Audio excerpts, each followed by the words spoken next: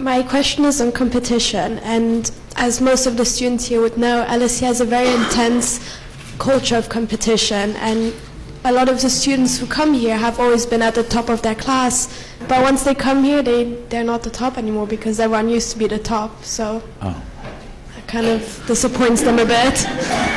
So my question for you is, what is the meaning of competition both for individuals and society? Those who do not have any sense of their own competence will become competitive because their only pleasure is being one step ahead of somebody else.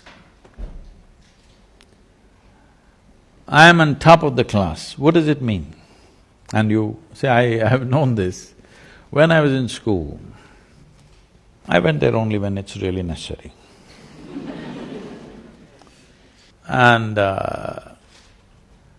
every month this card is given to you, your report card, and I see some children are strutting around because they are first, second, something. Some are sitting in some corner and crying, they're afraid to go home, I don't know what they got. As far as I was concerned, it was given to me, I just took it and gave it to my father. I never once opened and saw, because I thought this was a transaction between the teacher and my father. I was not going to look into that.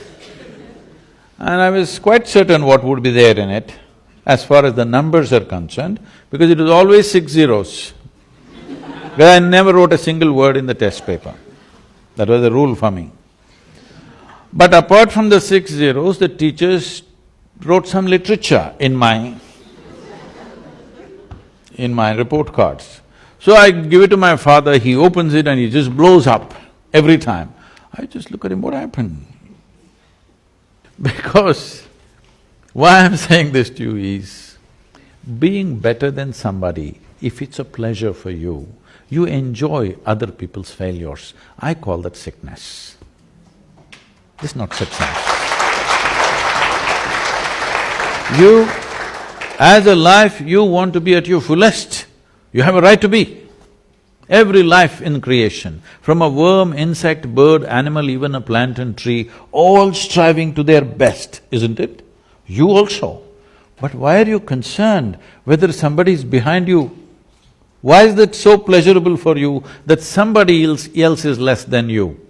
From early kindergarten levels, this sickness has been brought into human mind, which is causing so much unpleasantness on the planet, such ugly situations everywhere, but we don't seem to learn.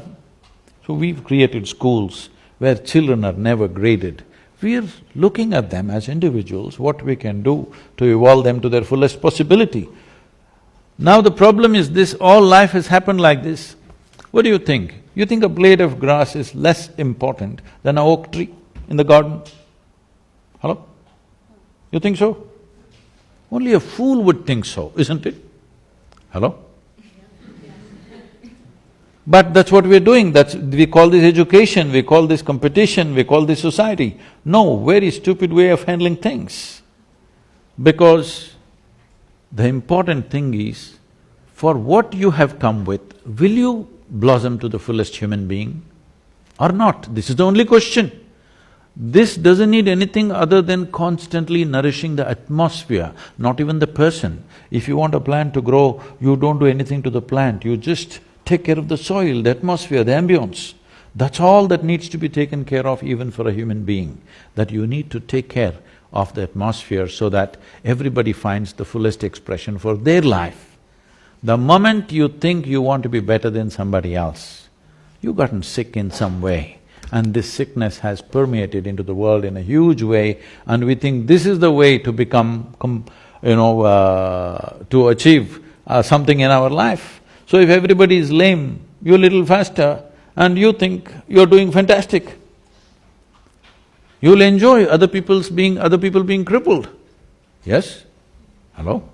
If your entire life is always sitting on top of everybody else, you will enjoy other people's incapabilities, isn't it? This is not good for you, this is definitely not good for humanity.